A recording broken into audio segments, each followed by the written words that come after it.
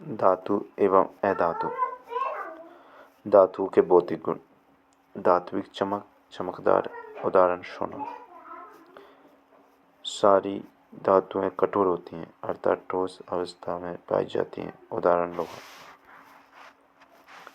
अपात पारा Hg द्रव अवस्था में पाया जाता है। लिथियम, सोडियम, पोटेशियम को चाकू से भी काटा जा सकता है।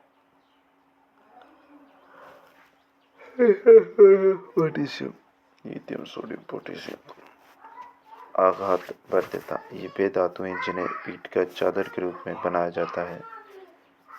लोहा, एल्यूमीनियम।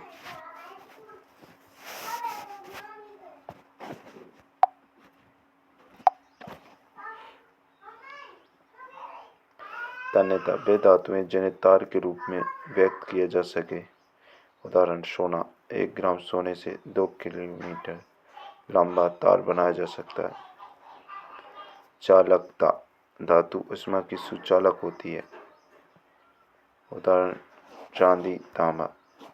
अपवाद लेड, पीबी, मरकरी, Hg कुचालक है। ध्वनि, धातु कठोर सतह से टकराने पर आवाज उत्पन्न करती है, उन्हें सोनोरस कहते हैं। गलनांक, धातुओं का गलनांक बहुत अधिक होता है। अपवाद गैलियम तथा सीजियम का गलनांक बहुत कम होता है। अधातुओं के भौतिक गुण। चमकदार नहीं होते। उदाहरण कार्बन, सल्फर इत्यादि। अपवाद आयोडीन। अधातुएं ठोस व गैस अवस्था में होती हैं। अधातुओं के भौतिक गुण। चमकदार नहीं होते। उदाहरण कार्बन, सल्फर इत्यादि। अपवाद आयोडीन। अधातुएं ठोस व गैस अवस्था में होती हैं। उदाहरण कार्बन, हाइड्रोजन, ऑक्सीजन। अपवाद ब्रोमीन द्रव अवस्था में होती है। अधातुएं विद्युत के कुचालक होते हैं। अपवाद कार्बन अपर रूप, ग्रेफाइट विद्युत का सुचालक होते हैं। धातुओं के रासायनिक गुण। वायु के साथ अभिक्रिया, जल के साथ अभिक्रिया, अम्ल के साथ अभिक्रिया, लवण के साथ अभिक्रिया। वायु, जल, लवण, अम्ल। वायु, जल, अम्ल, लवण के साथ अभिक्रिया।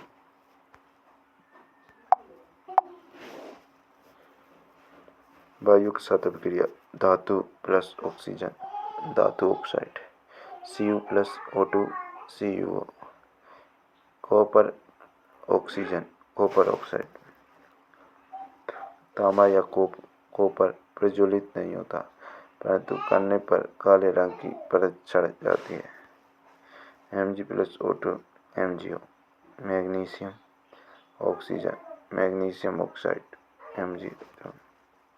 ZnO2, ZnO, Al, O2, Al2O3। Aluminium, aluminium oxide. एनोडीकरण, एल्यूमीनियम को संक्षारण से बचाने के लिए इसका प्रयोग होता है। Al, एल्यूमीनियम वायु के साथ क्रिया करके एल्यूमीनियम ऑक्साइड की परत का निर्माण करता है। कुछ धातु वायु के साथ अभिक्रिया नहीं करती। उदाहरण सोना, चांदी आदि। आयरन या लोहा वायु में गर्म करने पर प्रज्वलित नहीं होते, परंतु ज्वाला में लोह चूर्ण डालने पर वह तेजी से प्रज्वलित होते हैं। उभयधर्मी ऑक्साइड,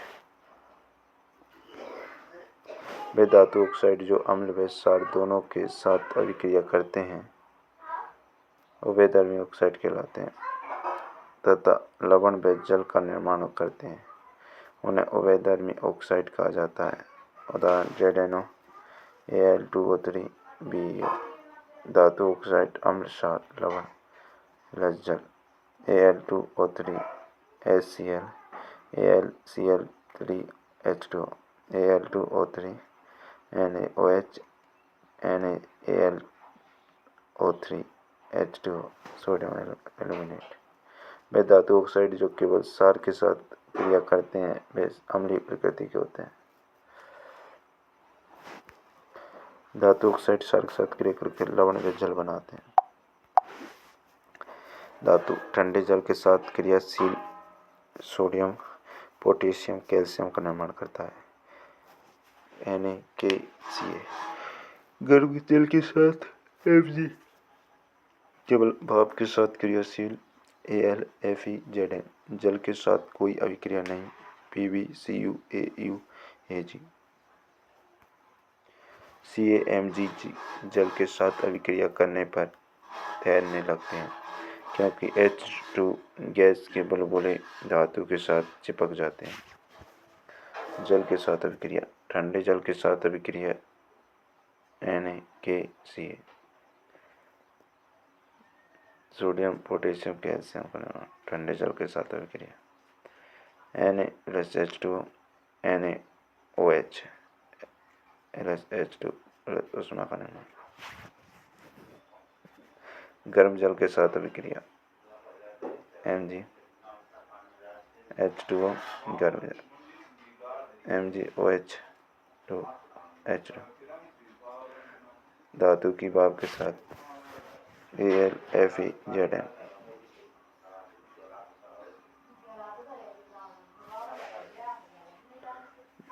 धातु की भाप के साथ अभिक्रिया AlFeZn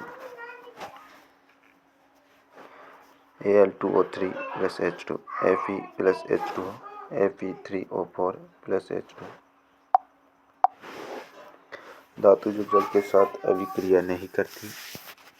सोना चांदी लेड धातु की तनु अम्ल के साथ अभिक्रिया अम्ल धातु के साथ अभिक्रिया करके हाइड्रोजन देते हैं। धातु प्लस तनु अम्ल लवण plus hydrogen Mg plus HCl MgCl2 plus H2 Zn plus H2SO4 ZnSO4 plus H2 कुछ धातु तनु अम्ल के साथ अभिक्रिया नहीं करती। नाइट्रिक अम्ल HNO3 जल धातु के साथ क्रिया करता है तो H2 गैस उत्सर्जित नहीं होती क्योंकि HNO3 एक प्रबल ऑक्सीकारक है जो उत्पन्न हाइड्रोजन गैस को ऑक्सीकृत करके जल में परिवर्तित कर देता है। वह स्वयं नाइट्रोजन के किसी ऑक्साइड में अपचित हो जाता है। Na2O N2 धातु लवण के साथ क्रिया धातु A प्लस B का लवण विलयन A का लवण विलयन धातु B CuSO4 plus Fe FeSO4 plus Cu। सक्रियता श्रेणी सक्रियता श्रेणी वह सूची है जिसमें धातुओं की क्रियाशीलता को अवरोही क्रम में व्यवस्थित किया जाता है। केदारनाथ का माली आलू जरा फीके पकाता है कौन होगा आगे आएगा।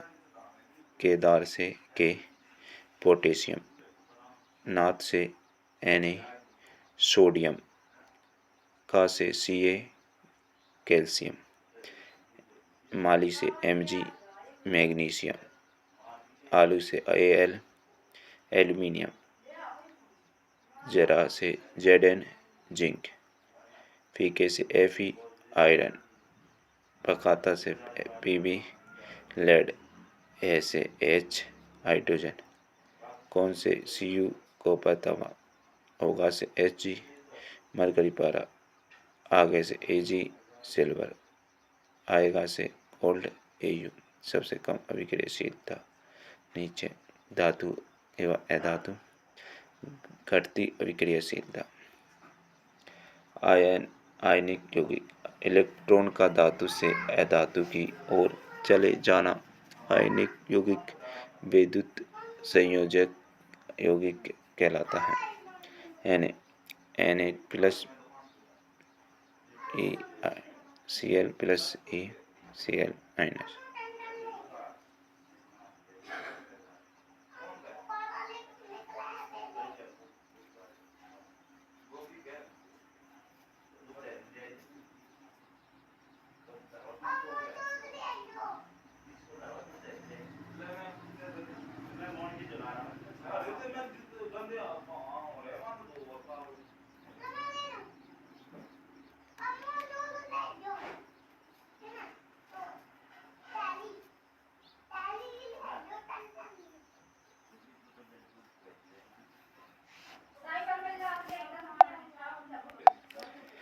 Na इस प्रकार बनाया जाता है जो आप डिटेल से देख सकते हो। Mg मैग्नीशियम धनायन क्लोराइड ऋणायन आयनिक यौगिकों के गुणधर्म। भौतिक प्रकृति। आयनिक यौगिक कठोर होते हैं तथा भंगुर प्रकृति के होते हैं।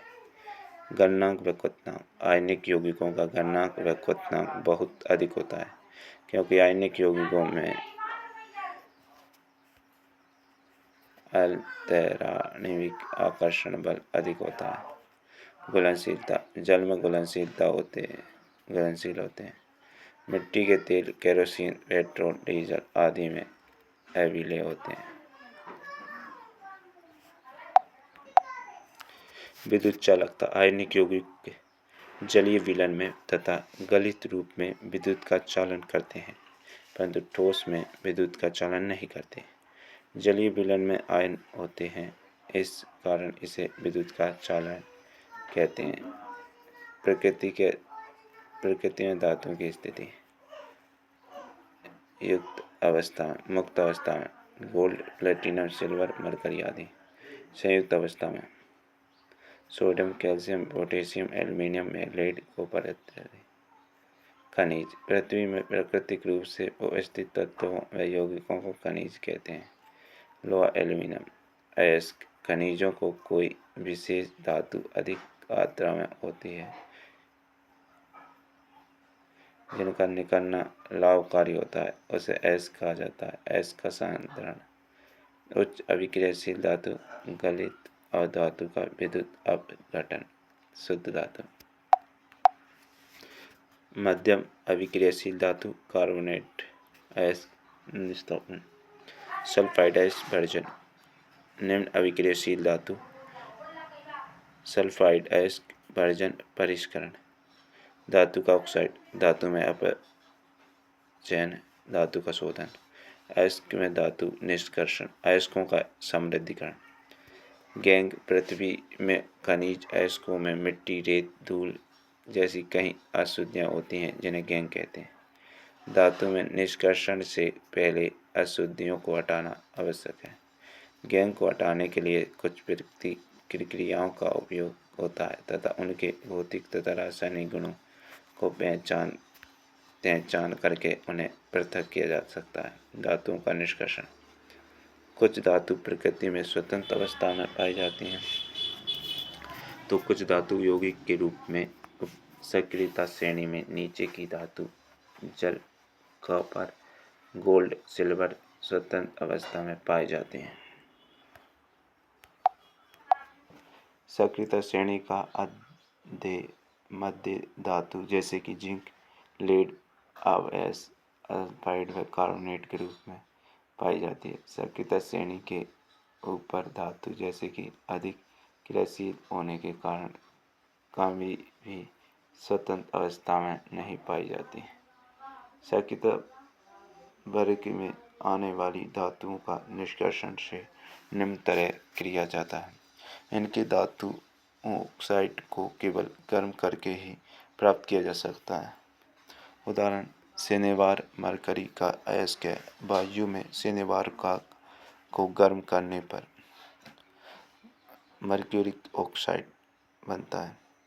HgO को और गर्म करने पर Hg+O2 बनता है। C।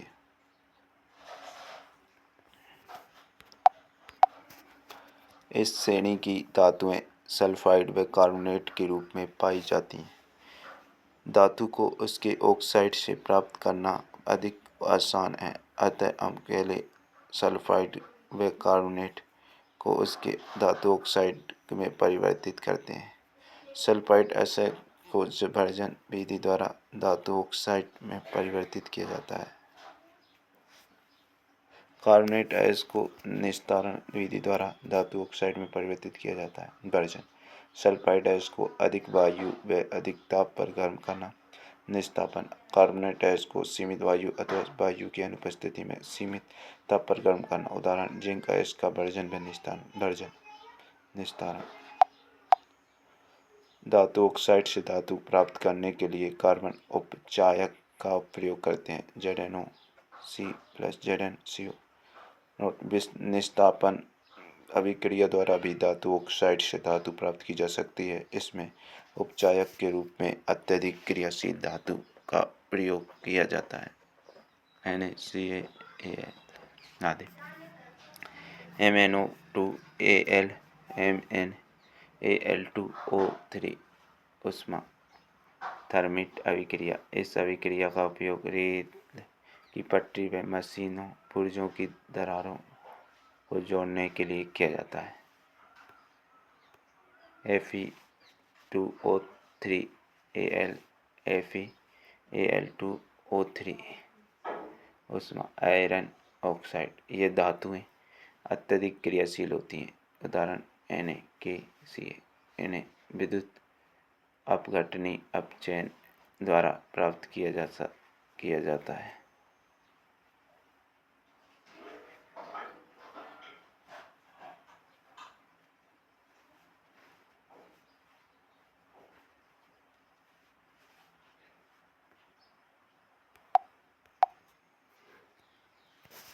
इन धातुओं को उनके गलित क्लोराइड के विद्युत अपघटन में प्राप्त किया जाता है। कैथोड माइनस पर धातु का निक्षेपण, एनोड पर क्लोरीन गैस मुक्त।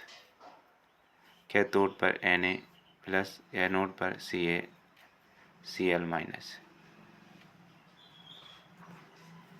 धातुओं का परिष्करण।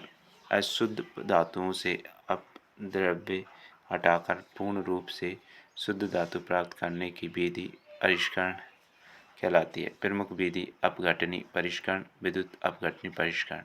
अशुद्ध धातु को एनोड व शुद्ध धातु की पतली परत को कैथोड पर बनाया जाता है। धातु का लवण विलयन को अपघटन की तरह काम में लिया जाता है। धारा प्रवाहित करने पर एनोड पर स्थित अशुद्ध धातु विद्युत अपघटन में घुल जाती है तथा इतनी ही मात्रा में शुद्ध धातु विद्युत अपघटन से कैथोड पर जमा हो जाती है। विलेय अशुद्धियाँ विलयन में चली जाती हैं तथा अविलेय अशुद्धियाँ एनोड तली में जमा हो जाती हैं, जिसे एनोड पंख कहते हैं। संसारण। जब कोई धातु किसी अम्ल आर्द्रता के संपर्क में आती है तो उस धातु का क्षय आर्द्र हो जाता है। इस प्रक्रिया को संसारण कहते हैं। खुली वायु में सिल्वर चांदी काली हो जाती है क्योंकि सिल्वर वायु में उपस्थित सल्फर के साथ अभिक्रिया कर सिल्वर सल्फाइड की परत बनाती है। उदाहरण कॉपर तांबा पर वायु में हरे रंग की परत चढ़ जाती है क्योंकि कॉपर वायु में उपस्थित कार्बन डाइऑक्साइड से क्रिया कर हरा पदार्थ कॉपर कार्बोनेट बन जाता है। संसारण से बचाव के उपाय। पेंट करके, तेल लगाकर, ग्रीस लगाकर, क्रोमियम लेपन, एनोडीकरण या सदलेपन। लोहे की जंग से बचाने के लिए उस जस्ता जिंक की पतली परत चढ़ाया यह सदलेपन कहलाता है। नोट: शुद्ध लोहा अत्यंत नरम होता है। उसे कठोर बनाने के लिए लोहे में कार्बन मिलाया जाता है। स्टेनलेस स्टील, लोहा, निकल, क्रोमियम, इस पर जंग नहीं लगती है। मिश्र धातु: दो या दो से अधिक धातुओं के समांगी मिश्रण को मिश्र धातु कहते हैं। उदाहरण पीतल, कांसा और मिश्र धातु में कोई ही एक धातु शर्करी पारा होती है उसे अमलगम कहते हैं। मिश्र धातु में कोई एक धातु मरकरी पारा होती है उसे अमलगम कहते हैं। कुछ मिश्र धातुएं पीतल, तांबा, जस्ता और कांसा तांबा टीन से बनता है। सोल्डर सीसा टीन से बनता है। इसका गलनांक बहुत कम होता है। इसका उपयोग विद्युत तारों की परस्पर वेल्डिंग के लिए किया जाता है। शुद्ध सोने का 24 कैरेट कहते हैं। 24 कैरेट का सोना काफ़ी नरम होता है। इसके आभूषण नहीं बनाए जा सकते हैं। इस कठोर बनाने के लिए इसमें चांदी या तांबा मिलाया जाता है। आभूषण बनाने के लिए 22 कैरेट सोने का उपयोग करते हैं। 22 कैरेट सोना 22 भाग शुद्ध सोना, 2 भाग तांबा या चांदी होता है। इसमें